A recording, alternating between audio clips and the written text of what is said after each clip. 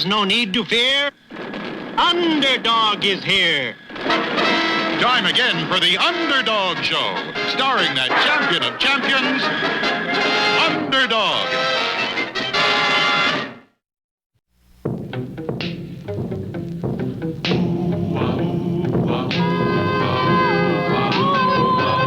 When criminals in this world appear and break the laws that they should fear and frighten all who see or hear, the cry goes up both far and near for Underdog.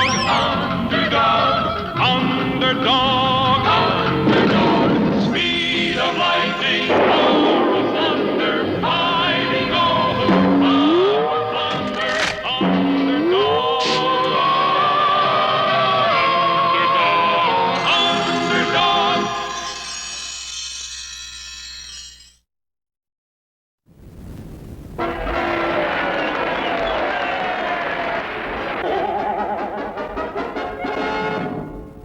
For Underdog, it was a fairly routine hero's day, and he went quietly about his heroic business. He foiled a bank robbery.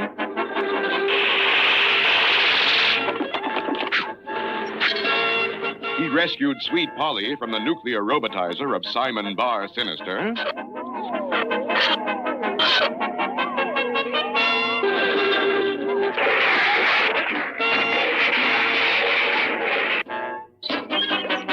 And in general, he made himself useful around the world.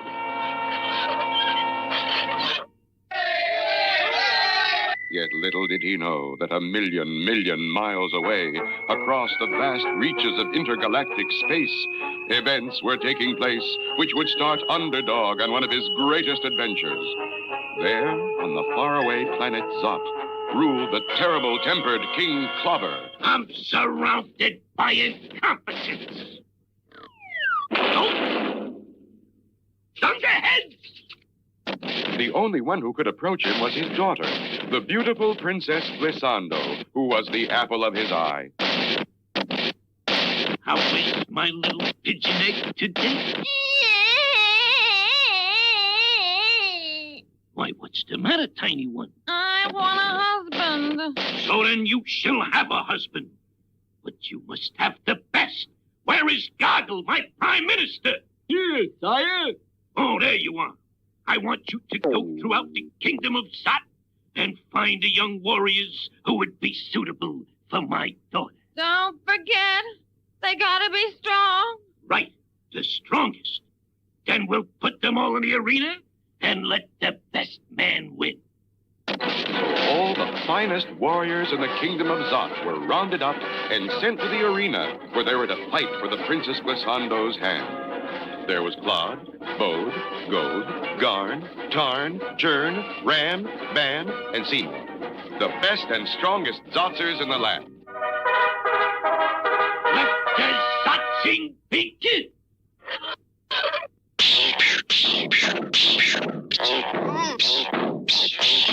Ooh-wee.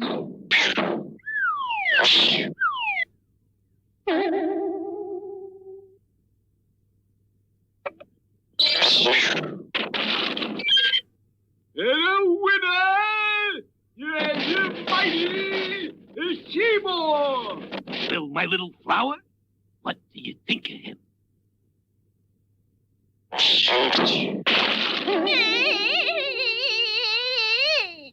I want a strong husband. She's right. Goggle, search the galaxy. Search the universe. My little girl shall have the strongest there is. And so, first the galaxy, and then the universe was searched until at last... Sire, come quickly and bring the Princess Glissando. Look at that. Ooh-wee. You like him, my little blossom? He is yours. Where does he live? Well, according to this map, he lives on an unimportant planet called Earth. Good. He'll be the husband of the fairest creature in the universe? Or Zot? Yes, sire, yes, sire. And shortly, an expedition of saucers took off. and slipping silently through the dark, star-studded vastness of space, approached the planet Earth and Underdog. Will the Zotzers' plan succeed? There is plenty of excitement ahead in our next episode.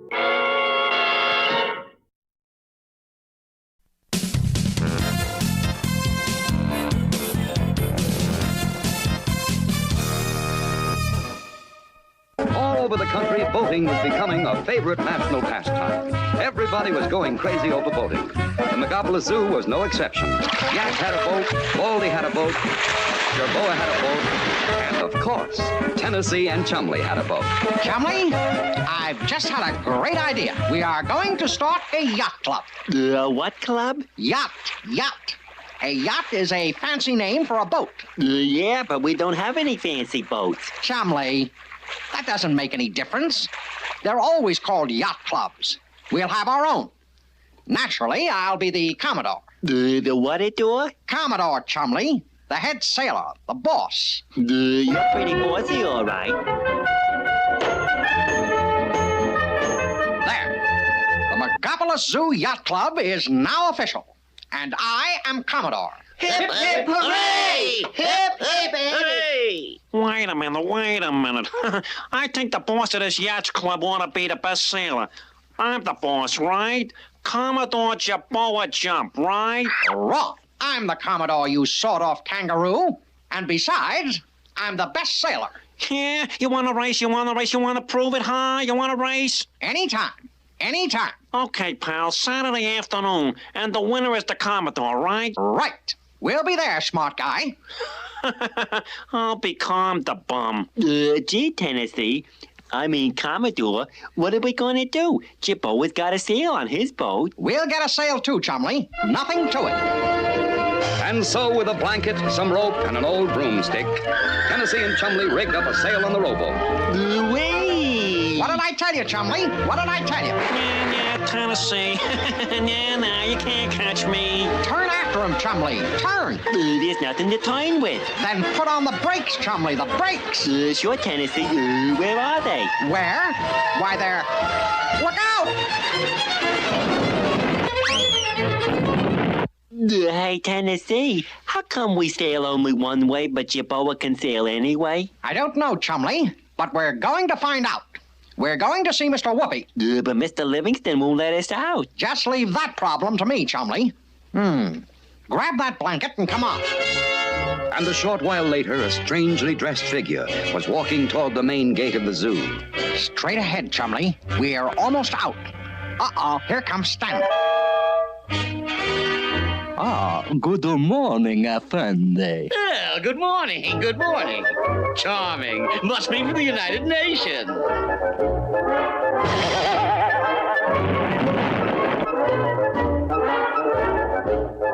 Chumley! Tennessee!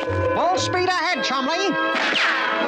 And soon at the office of Mr. Whoopi, the man with all the answers... And so you see, Mr. Whoopi, Jerboa sails all over the place, but we can go in only one direction. We just have to learn how to sail. Can you help us? Certainly, my boy, certainly. The first thing you must do is get a sailboat. But we got a rowboat and a sail. Isn't that a sailboat? Oh, my, no. A sailboat is a lot more than that. Here, let me look in my old sea chest. Here they are. This is like your boat. And this one is like a real sailboat. That's just like Jerboa's boat. I thought so. Now, see the difference? Well, the sail's a different shape. Good. What else? There's this doohickey on the back. Good. That's the rudder, and this is the tiller. They steer the boat. Why does the real sailboat have this big board sticking out the bottom? Come out to the swimming pool, and I'll show you.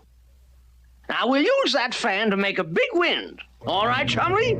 Put your boat in and see if she'll sail across the pool. There she goes. She's not sailing across. She's just being blown sideways. Correct, my boy. That's because she has no centerboard. That's the big board sticking out of the bottom that you asked about. Now watch this one. Look at her go. Right across the pool. Well, a real centerboard can be pulled up through a slot when the boat gets into the shallow water. When the centerboard is underwater, it stops the boat from going sideways. And since it can't go sideways, it goes forward. For the same reason that this watermelon seed pops straight ahead when I squeeze it between my finger and thumb. Can it sail forward, straight against the wind? The watermelon seed? No, Chumley. The sailboat. No sailboat can do that, my boy. The best it can do is sail at an angle to the wind. This is called tacking. Here, I'll show you. There's the wind at that end. Now watch. When the boat comes directly into the wind, it falls off at an angle. Then it comes straight into the wind again and changes its angle to the other side. Wow! That way you can sail anywhere, no matter which way the wind is blowing. Precisely, my boy. What about brakes? My boy, sailboats don't have brakes. To stop a sailboat, just turn it into the wind.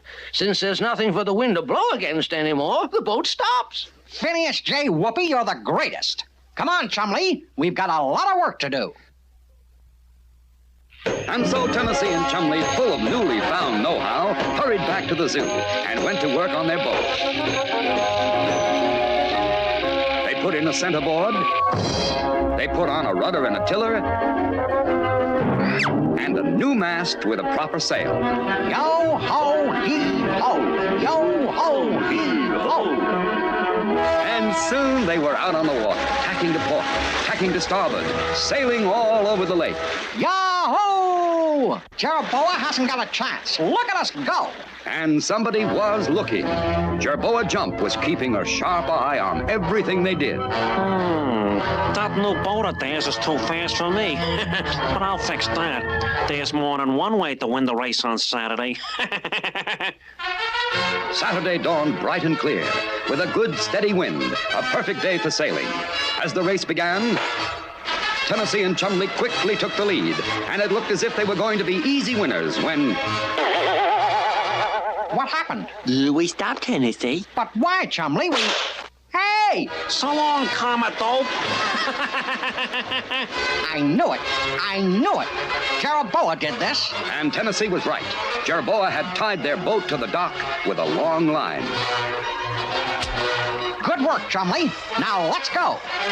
And soon Tennessee and Chumley, with superior seamanship, overtook Jerboa. Wise guy. But they had not heard the last of Jerboa. As Tennessee and Chumley sailed breezily along, little did they realize that directly below them, in diving gear, Jerboa Jump was boring from within. Gee, look, Tennessee, a fountain. That's nice, Chumley. A fountain. A fountain? Chumley, we've sprung a leak. Man the lifeboat. Women and walrus at first. Chumley, bail, bail, bail. It's no use. We're filling up. We've come to a dead stop. I'll take that hat. Thanks, pal. Jerboa, step on it, Chumley. Okay, Tennessee. Chumley, you stopped the leak. Let's go. Quickly, they had the boat bailed out and once again passed Jerboa. And so it went throughout the race. Whenever Tennessee and Chumley tried to get ahead, Jerboa would pull a fast one and grab the hat. But as they approached the finish line, Jerboa was ahead. He had the hat, and it looked very much as though he would keep it and get to be the Commodore, except that he was so busy figuring out ways to cheat that he didn't watch where he was going. And he ran aground on a rock as Tennessee and Chumley sailed past to victory. Yay, Tennessee, we won. That makes you the Commodore. Chumley, let's start all over. The word is Commodore. C-O-M-M.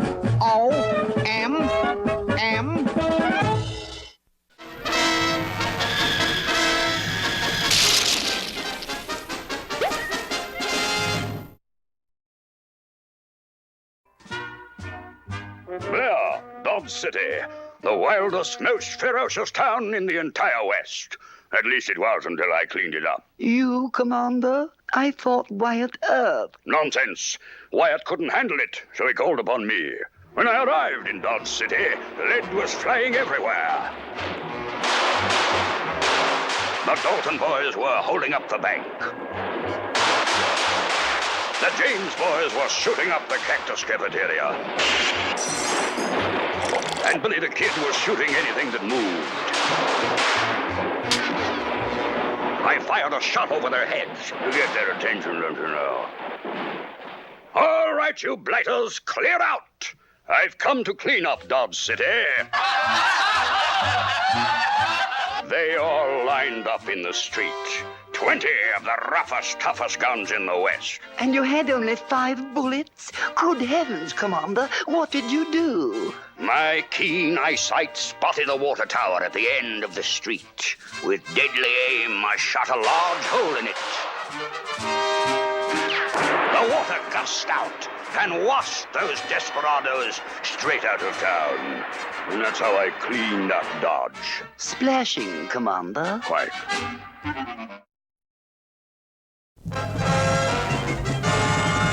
King Klobber sent a squad of flying saucers to bring Underdog back to Zot. The saucers are approaching Earth, and the people are alarmed. Sweet Polly Purebred, TV's top reporter, is on the scene. And the entire world is on the verge of panic because of these mysterious flying objects from outer space. The authorities are searching for Underdog in hopes that he might be able to do something. And where was Underdog?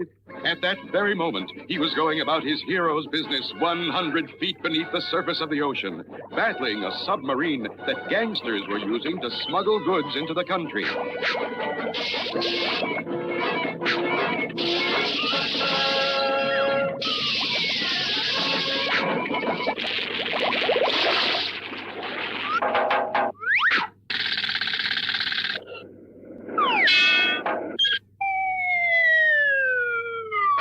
Underdog, you're needed. Hurry. When help is needed, I am not slow. It's hip, hip, hip, and away I go. Look, in the sky. It's a plane. It's a bird. It's a frog. A frog? Not plane or bird or even frog. It's just little old me. Underdog. Now what's the trouble? Let me guess. The world is in some terrible mess. We're being attacked. Attacked? Attacked from where?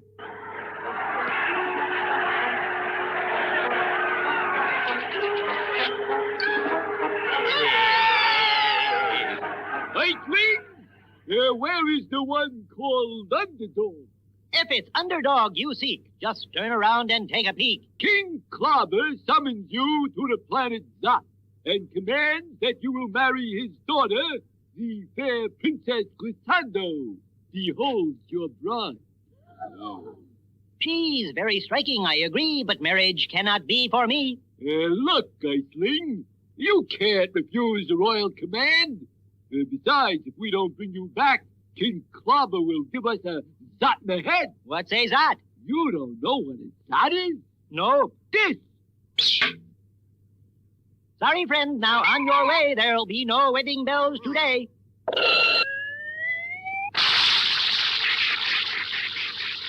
You'll be sorry. What? You didn't bring him back? I'm surrounded by incompetence. But he was too much for us. He's too strong. Weaklings, get me Claude, Boat, Goat, Gon, Ton, Chain, Ram, Bam, and Seymour.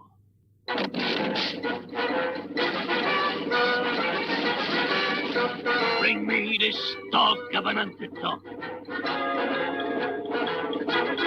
Flying saucers are approaching again, but this time our heroic Underdog is ready for them.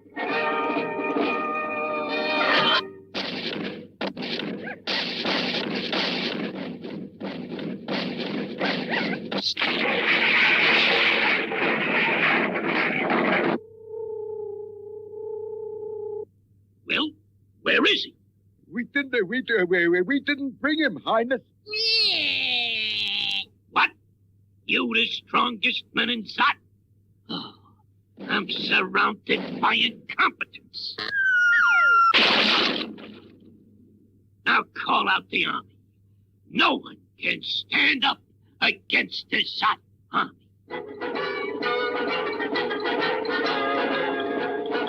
What will happen when the army of Zot reaches Earth? Can Underdog stand up to this new challenge? There's excitement ahead in our next episode.